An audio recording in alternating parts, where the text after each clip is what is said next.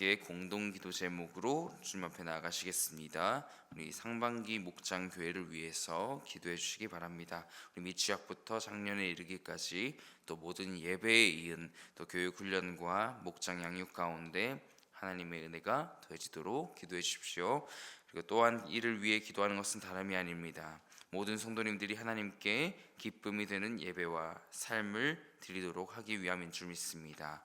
하나님의 뜻에 따라 삶의 우선순위를 바로 세우는 믿음의 공동체가 되도록 기도해 주십시오. 리모델링 중에 있습니다. 주님의 은혜 가운데 진행되고 있는 또 교육관 리모델링을 위해서 더 순조롭고 안전하게 진행될 수 있도록 이 시간 함께 기도해 주시기 바랍니다. 신약성경 마태복음 18장 1절부터 10절까지의 말씀입니다. 신약성경 29쪽에 있습니다. 마태복음 18장 1절부터 10절까지의 말씀을 합독하시겠습니다. 시작. 그때의 제자들이 예수께 나와 이르되 천국에서는 누가 크니이까? 예수께서 한 어린아이를 불러 그들 가운데 세우시고 이르시되 진실로 너희에게 이르노니 너희가 돌이켜 어린아이들과 같이 되지 아니하면 결단코 천국에 들어가지 못하리라. 그러므로 누구든지 이 어린아이와 같이 자기를 낮추는 사람이 천국에서 큰 자니라. 또 누구든지 내 이름으로 이런 어린아이 하나를 영접하면 곧 나를 영접함이니 누구든지 나를 믿는 이 작은 자 중 하나를 실족하게 하면 차라리 연자맷돌이 그 목에 달려서 깊은 바다에 빠뜨려지는 것이 나으니라. 실족하게 하는 일들이 있으므로 말미암아 세상에 화가 있도다. 실족하게 하는 일이 없을 수는 없으나 실족하게 하는 그 사람에게는 화가 있도다. 만일 내 손이나 내 발이 너를 범죄하게 하거든 찍어내버리라. 장애인이나 다리 저는 자로 영생에 들어가는 것이 두 손과 두 발을 가지고 영원한 불에 던져지는 것보다 나으니라. 만일 내 눈이 너를 범죄하게 하거든 빼어내버리라. 한 눈으로 영생에 들어가는 것이 두 눈을 가지고 지옥불에 던져지는 것보다 나으니라. 삼가 이 작은 자 중에 하나도 업신여기지 말라. 너희에게 말하노니 그들의 천사들이 하늘에서 하늘에 계신 내 아버지의 얼굴을 항상 배옵느니라. 아멘. 잠시 묵상하시겠습니다. 우리 삶의 주인이 되시는 예수님께서는 오늘 본문을 통해 자신의 임박한 죽음을 앞두고 제자들의 주의를 환기시키고 또 제자도가 무엇인지 다시 알려주십니다. 또 재무장시키신 것이죠. 제자들은 주님의 말씀처럼 서로의 권위를 인정하고 또 무조건적 관용을 베푸는 그러한 정신 또한 실천함으로 상호 결속하고 또 주변을 복음화하는 일에 솔선수범해야 한다는 그 내용을 전체적으로 담은 것이 이 마태복음 18장입니다. 제자들은 주님께 묻습니다. 천국에서 누가 크냐라는 것이었습니다. 믿음을 가지고 살아가는 사람이라면 누구나 마땅히 가질 수 있는 질문입니다. 왜입니까? 바로 눈에 보이지 않으니까요. 당장 이 땅에서 주님의 뜻을 따르면 나에게 주어지는 보상이 보이지 않습니다. 오히려 세상적인 관점으로 손해인 것이 많습니다. 그래서 답답한 마음에 주님, 저는 무엇을 받습니까? 라고 물으실 때 우리 예수님의 대답은 하늘의 상이 있다고 말씀을 하시는 것이죠. 그럴 때 우리는 이 질문을 하는 것입니다. 천국에서 상을 받을 자가 누구인지, 그리고 제자라면 내가 얼마나 더 주님 앞에 더 큰 상을 받느냐는 그런 질문을 하게 되는 것이지요. 여러분도 본문을 묵상하시면서 또 자연스럽게 또 문맥으로 알 수 있는 것, 천국에서 가장 큰 상을 받을 것에 대하여 주님은 다른 것을 말씀하시는 게 아닙니다. 아까 제자도를 말씀드렸지요. 상호 결속하여서 주변을 복음화하는 일, 이 사역 가운데 있어서 또 저의 부족함 가운데 묵상해 보기는 공동체 중 한 명을 또 일으키지는 못할 망정 넘어지지 않게 해야겠다는 결심으로 이 말씀을 받아봅니다. 6절에 나오듯 실족하게는 넘어지게 하다 라는 뜻입니다. 이 말씀은요, 우리가 한 장 정도 앞장으로 넘겨보면 알 수가 있는데 16장 23절에 나오는 베드로가 주님을 막았을 때 무엇 때문이었죠? 베드로가 기대한 주님의 왕 되신 모습, 통치자의 모습이 아닌 내가 죽으러 왔다 라고 말씀하시는 그 선포에 수제자인 제자들 중에서도 수제자인 베드로가 그의 앞을 막아서서 예수님의 앞을 막아서서 좀 말리는 그러한 행위와 일치한다는 것입니다. 인간으로 오신 예수님을 향한 우리 참 하나님이시지만 또 인간의 모습을 입고 오신 예수님을 향한 사탄의 또 다른 숨어있는 시험이라고 할 수 있습니다. 물론 주님은 그 이상의 것을 실현하게 하십니다. 이 사역 가운데서 좀 더 한 단계씩 밟아보자면 일으키지는 못할 망정 넘어뜨리지 말자는 것입니다. 세상의 모든 일 가운데서도 사람에 따라 관점의 차이가 있습니다. 이로 인해 의견 차이와 또 충돌은 끊임없이 일어날 것입니다. 그것을 하나하나 안고 가는 것이 또한 리더의 역할이겠지요. 사역에서도 마찬가지일 것입니다. 여러분 목장에서의 또 목장원을 바라보는 시선의 차이가 충분히 충돌을 만들 수도 있습니다. 그때 목자이신 여러분이라면 또한 목장원분들을 품고 계실 성도님이라면 꼭 목자라서가 아니라요, 목장원을 품고 계실 모든 성도님이라면 오늘 이 말씀이 또 여러분을 또 상호 결속하는 시간이 되기를 바랍니다. 주님은 여러분을 부르셨습니다. 천국의 상급을 위해 나를 부르신 하나님, 이 하나님을 만나십시다. 이를 위해 예수님께서는 어린아이와 같은 순수한 믿음을 가질 것을 당부하십니다. 기억하십시오. 주님이 십자가의 죽음과 부활을 앞두고 하신 당부의 말씀을 제자들에게 하고 있는 것입니다. 다른 말로 유언과도 같은 그런 뜻깊은 말씀이라는 것입니다. 내가 할 수 있기에, 내가 이런 믿음을 가질 수 있기 때문에 바로 주님이 주신 믿음을 가질 수 있기에 오늘 내가 주님께 선포할 수 있는 것입니다. 주님, 나에게 믿음을 주십시오.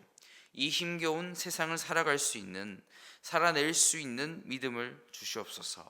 구할 수 있는 것입니다.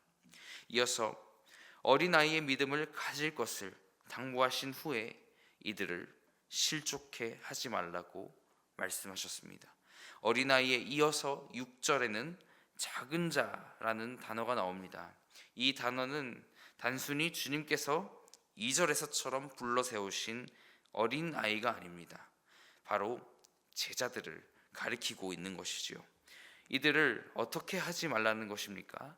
실족하게 하지 말라는 것입니다. 무엇이 여러분을 실족하게 할 수 있을까요?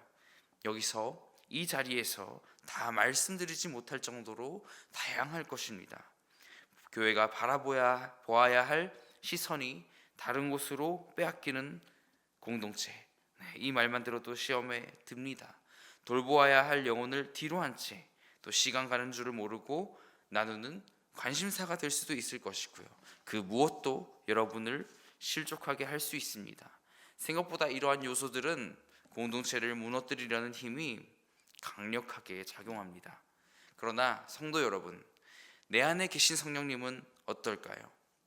내 안에 계신 성령님은 여러분의 생각보다 훨씬 더 강력하십니다. 믿으십니까? 새벽과 이 하루를 시작하시는 모든 사람이 성령님의 도우심을 구할 수 있습니다.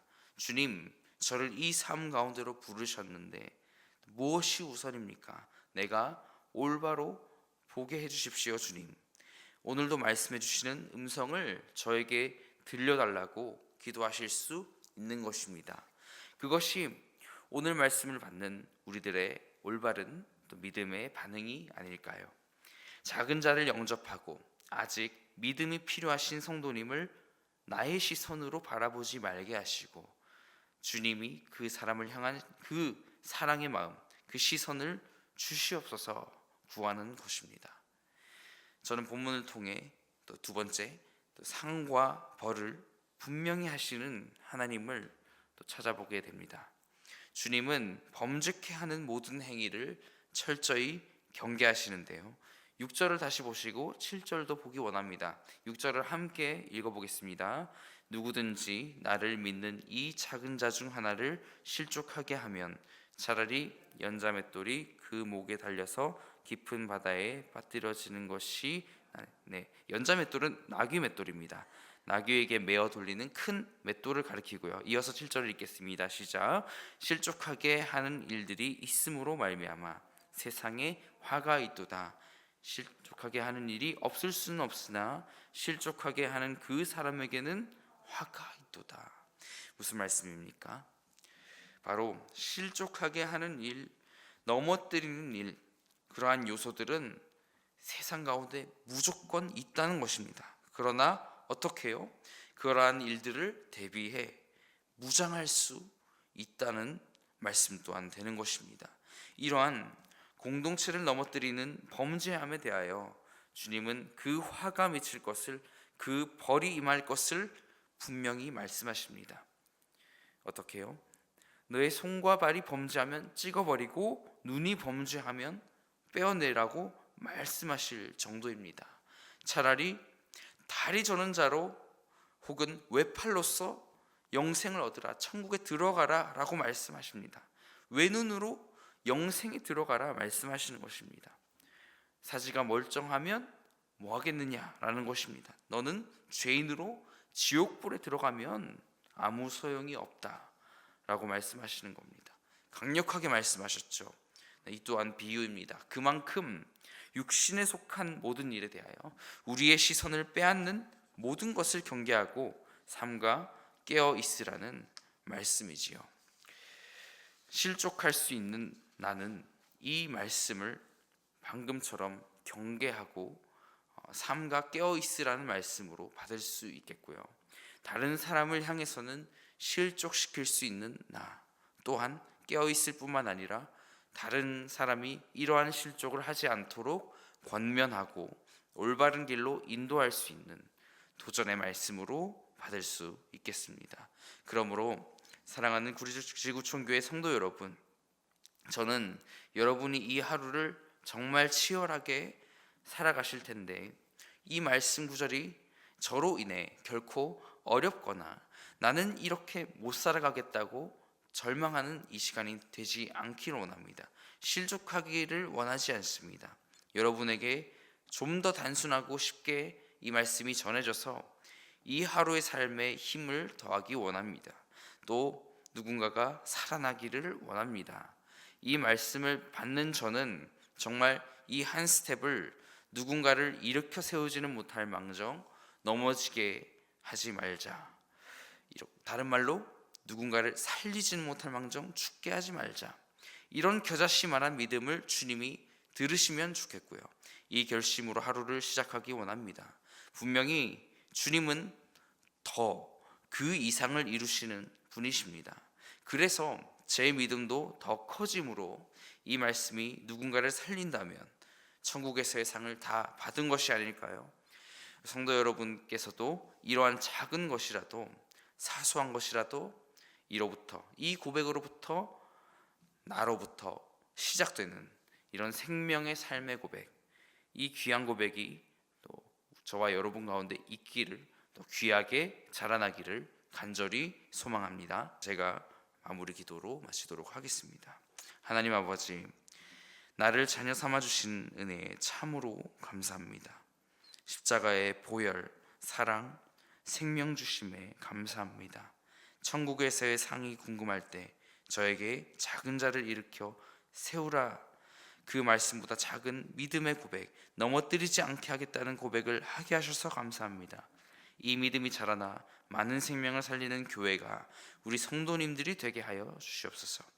지금까지도 수많은 선한 길로 인도해 주셨는데 우리가 넘어지지 않도록 주님의 말씀을 기억하여 살아가겠습니다. 성령 하나님 도와주시옵소서. 놀라우신 이름 예수님의 이름으로 기도합니다. 아멘.